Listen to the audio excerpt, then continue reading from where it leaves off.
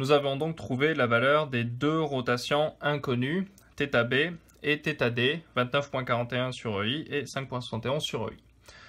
L'étape 5, le calcul des moments de continuité, va consister à prendre ces deux rotations inconnues et à réinjecter les valeurs numériques que l'on a calculées dans chacune des 4 équations qu'on a écrites à l'étape 3.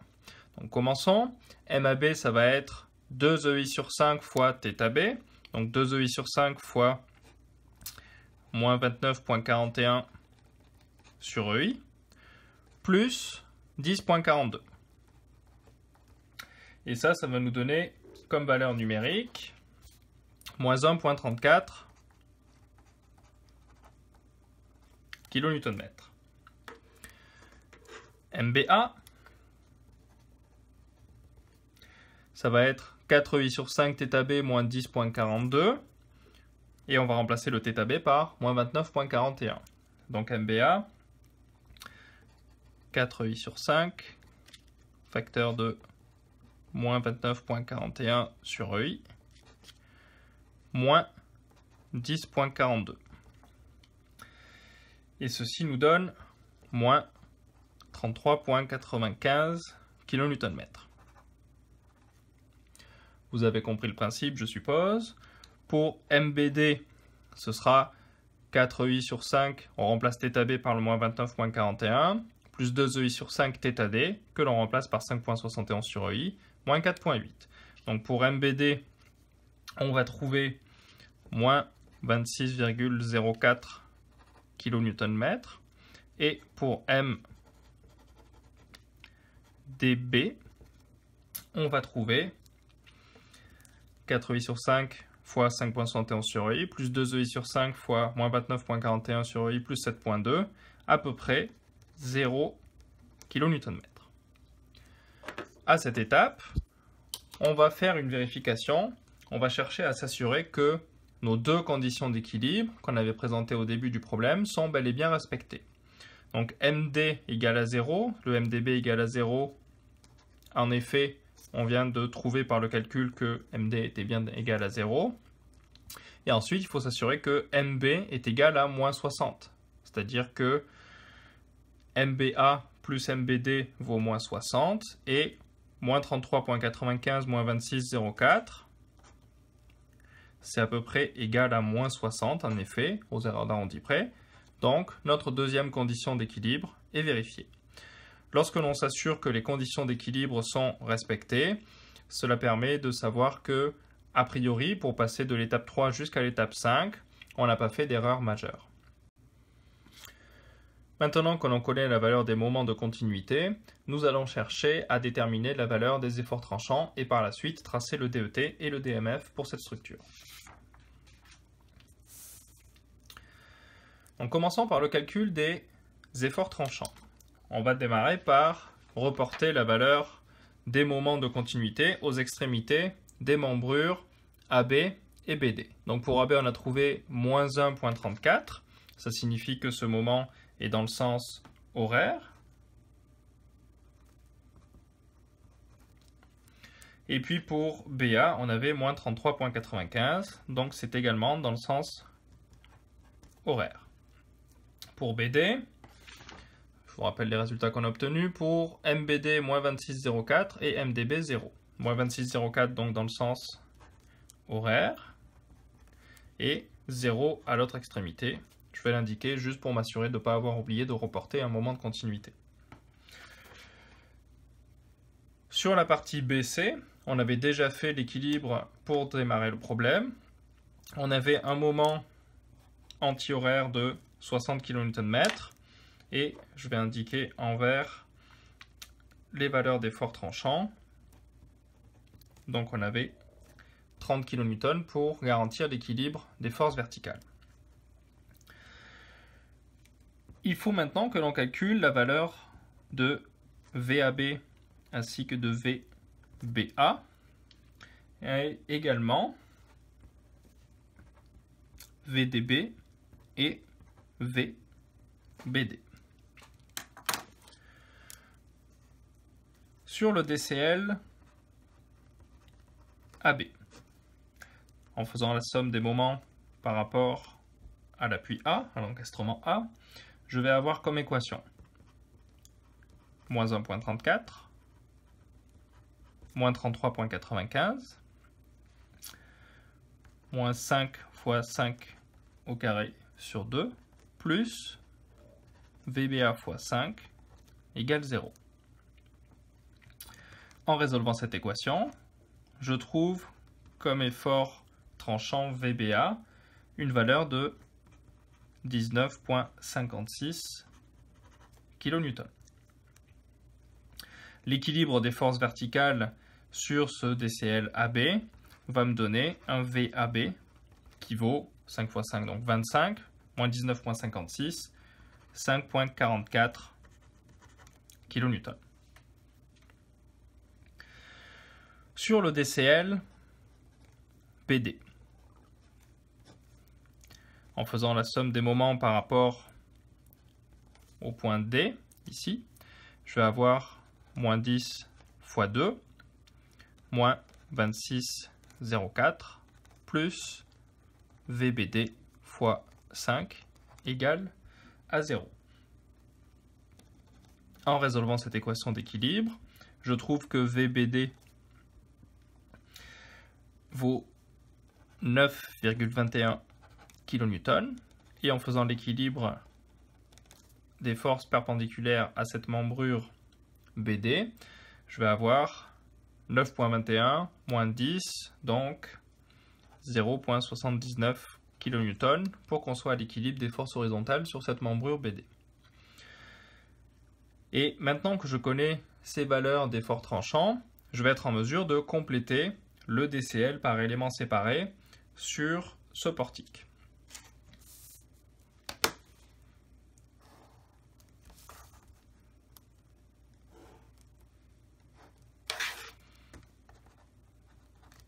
Donc je vais reporter en bleu tous les efforts que l'on connaissait au départ du problème.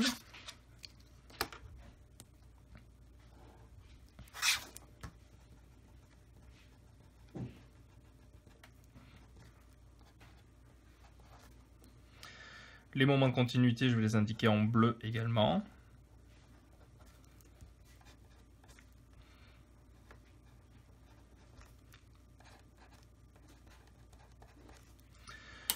Puis je vais indiquer en rouge les forces verticales. Donc pour le VAB, nous avons trouvé 5,44. VBA, 19,56. Et en vert, je vais indiquer les forces horizontales. Donc VBD, 9,21 et VDB, 0,79. Pour que l'on soit à l'équilibre au niveau du nœud B, il faut qu'on ait un équilibre des moments, 33,95 dans le sens horaire, 26,04 dans le sens horaire et 60 dans le sens anti-horaire. Aux erreurs d'arrondi près, nous sommes bien à l'équilibre. Il faut également que l'on ait l'équilibre des forces verticales. On a 19,56 vers le haut et le 30 vers le haut, donc en tout 49,56 vers le haut.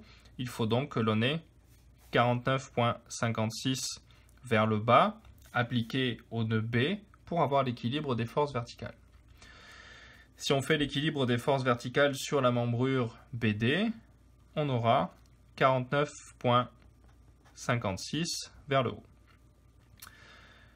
Enfin, il faut qu'on ait l'équilibre des forces horizontales au nœud B.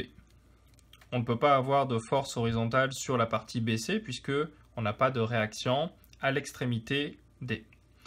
Donc le 9,21 qui était notre effort tranchant VBD va être transmis en appliquant le principe d'action-réaction. Une force vers la droite devient une force vers la gauche, donc 9,21 vers la gauche. Et en faisant l'équilibre des forces horizontales sur notre DCL AB, je peux calculer ma réaction horizontale à l'encastrement A qui vaudra 9,21 kN. Donc voici le DCL complet pour le portique. Maintenant que l'on connaît le DCL complet pour le portique, on va pouvoir passer au tracé des diagrammes d'efforts tranchants et diagrammes de moments fléchissants.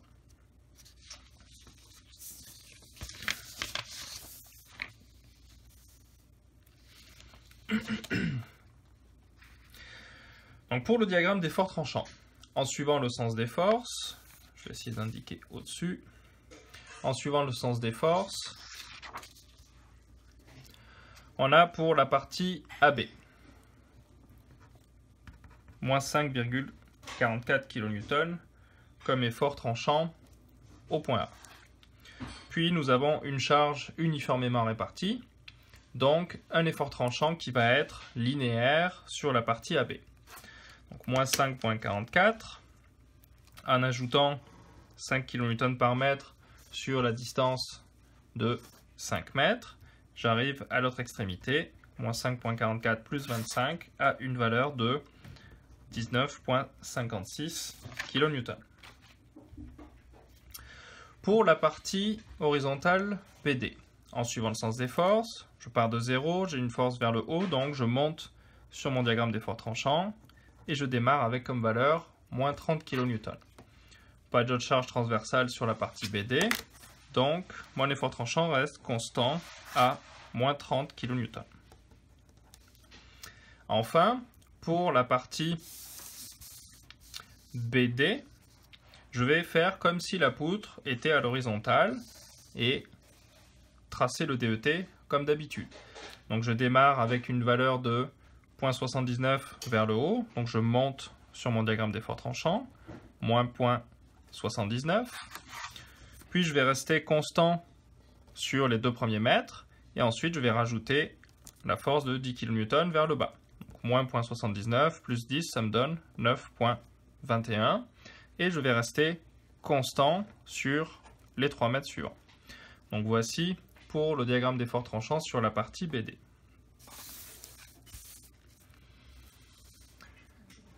Je peux maintenant calculer les aires sous le DET. Donc l'aire de la partie rectangulaire est relativement simple à déterminer. C'est moins 30 fois 2, donc ça nous donne 60 kN/m. Pour les aires triangulaires ici, il va d'abord falloir que l'on détermine la distance petit x à laquelle l'effort tranchant est égal à 0. Petit x, cette distance, ça va être la valeur à l'origine, 5,44 en valeur absolue, divisé par la pente ici qui est de 5 kN par mètre. C'était la valeur de la charge uniformément répartie sur la partie AB. Donc 5,44 sur 5, ça me donne 1,088 mètres.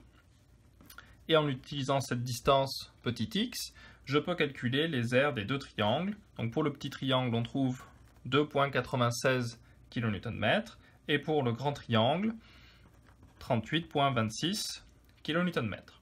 Enfin, l'aire des 2 rectangles, on va avoir 0,79 fois 2, ce qui nous donne 1,58 kN/m.